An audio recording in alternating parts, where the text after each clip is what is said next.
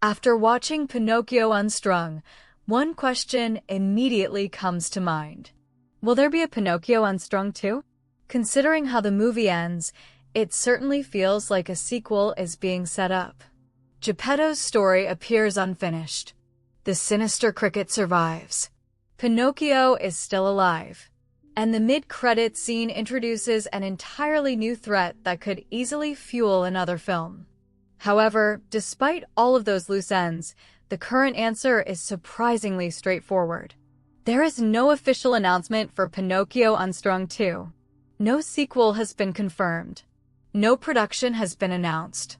And no release date has been scheduled. That does not mean Pinocchio's story is over. In fact, everything points towards the opposite. The difference is that his next chapter appears set to unfold inside the larger Twisted Childhood universe rather than in another standalone film. To understand why, we first need to examine how Pinocchio Unstrung actually ends. The final act completely changes the audience's understanding of the story. For much of the film, Pinocchio appears to be the central villain. He violently kills anyone who threatens James or stands in his way. The murders are brutal and relentless, making it seem as though the puppet is simply an unstoppable monster. Then the truth begins to emerge. James, Mia, and Dudley investigate Pinocchio's origins and uncover Geppetto's disturbing experiments. Through a series of recorded video diaries, they discover that Geppetto has spent years attempting to create living wooden beings. Whenever one of his creations fails to meet his expectations, he either destroys it or traps it forever. The kindly grandfather figure familiar from classic Pinocchio stories is completely absent. Instead, this Geppetto is a deeply disturbed man who believes any cruelty is acceptable if it helps him achieve his goal. The biggest revelation concerns Pinocchio himself. Geppetto explains that the puppet was not simply carved from enchanted wood. He was grown from the magical tree using the body of James's deceased friend Zack. Geppetto believed the magical roots could transfer Zack's soul into the wooden body, effectively creating a form of resurrection. In many ways, the experiment succeeds. Pinocchio is alive. He thinks. He feels. He forms emotional attachments.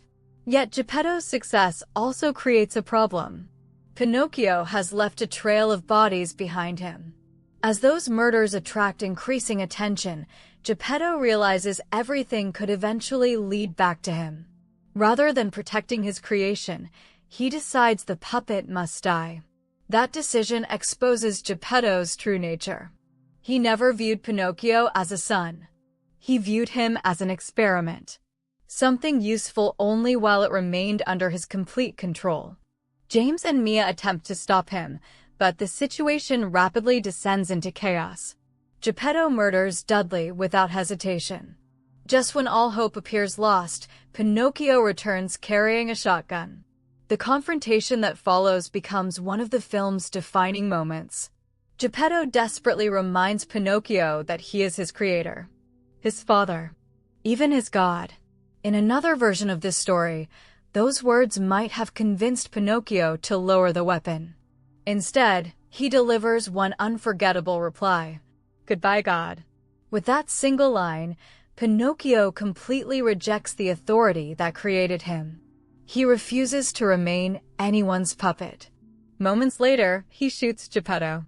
The surviving wooden experiments then turn against their creator, impaling him before flames consume the entire building. The symbolism is impossible to miss.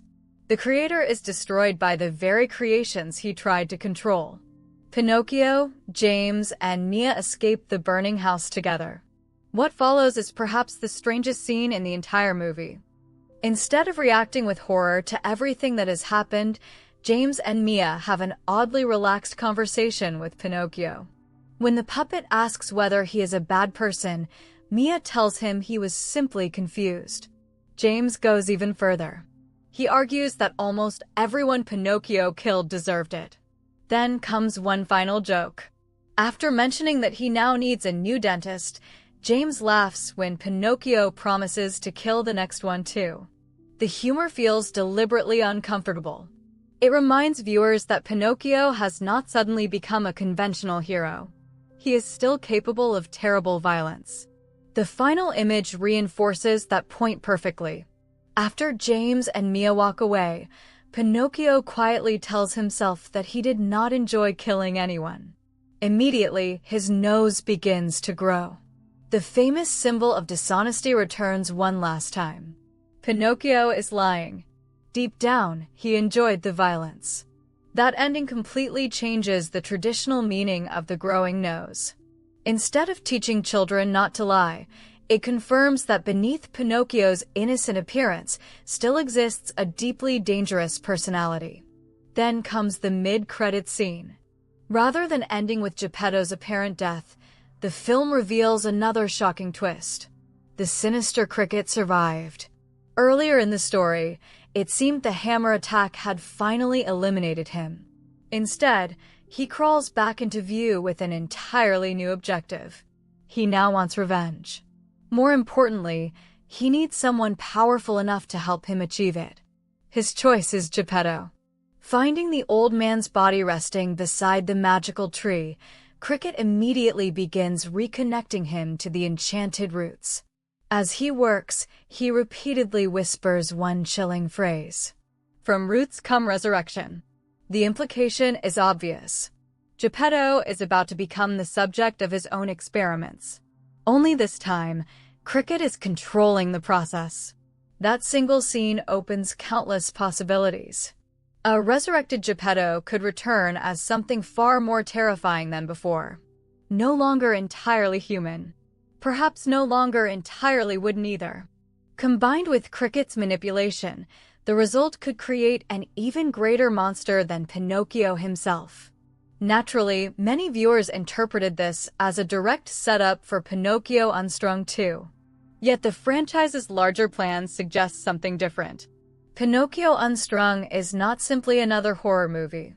It serves as the fifth major entry and the final origin story of the first phase of the twisted childhood universe, also known as the Poohniverse. The strategy behind the franchise has remained remarkably consistent from the very beginning. Instead of immediately producing sequels for every successful film, the creators first introduce each iconic character separately. Winnie the Pooh, Piglet, Peter Pan, Bambi, Pinocchio. Each receives an individual origin story before eventually crossing paths with the others. Now that those introductions are complete, the focus is shifting towards crossover events. The next major release is expected to be Winnie the Pooh Blood and Honey 3. Rather than functioning as a simple continuation, that film expands the shared mythology by introducing Rabbit, the Heffalumps, and the Woozles while continuing to build towards something much larger. That larger event is Poohniverse Monsters Assemble. This is the franchise's first true crossover. Instead of following one killer, it brings together the twisted versions of Winnie the Pooh, Piglet, Tigger, Owl, Peter Pan, Bambi, and several other infamous childhood characters. Importantly, both Pinocchio and Cricket have already been confirmed to appear. The crossover also introduces entirely new corrupted figures, including the Mad Hatter, Sleeping Beauty, the Cheshire Cat, Mary Poppins, and Tintin. Rather than immediately giving Pinocchio another solo adventure, the producers appear far more interested in exploring how these monsters interact with one another. Will they cooperate? Will they betray each other? Will Cricket continue manipulating events from the shadows? Could a resurrected Geppetto become another major threat within the shared universe? Those questions seem likely to be answered during the crossover rather than inside a standalone sequel. Looking even further ahead, the producers have already outlined a second phase of the twisted childhood universe. Projects currently in early development include Awakening Sleeping Beauty, Snow White Returns, Alice and the Mad Hatter, Tigger's Return, an untitled Mary Poppins horror film, and potentially several additional stories featuring newly available public domain characters. Interestingly, none of those projects has been announced as Pinocchio Unstrung Two. that does not rule out the possibility forever. If audience interest remains strong and the film performs well commercially, the producers could certainly return to Pinocchio with another standalone movie in the future. The ending leaves more than enough story to justify it. Geppetto's resurrection, Cricket's revenge, Pinocchio's continuing appetite for violence. All of those ideas could easily support another chapter. But as things currently stand, there is no confirmed sequel. Instead, Pinocchio's future lies inside the shared universe already moving forward. So, will there be a Pinocchio Unstrung 2? Officially, no. Not at this time. The movie's ending deliberately leaves the door open, but the franchise's immediate priority is expanding the Poohniverse through crossover stories rather than individual sequels.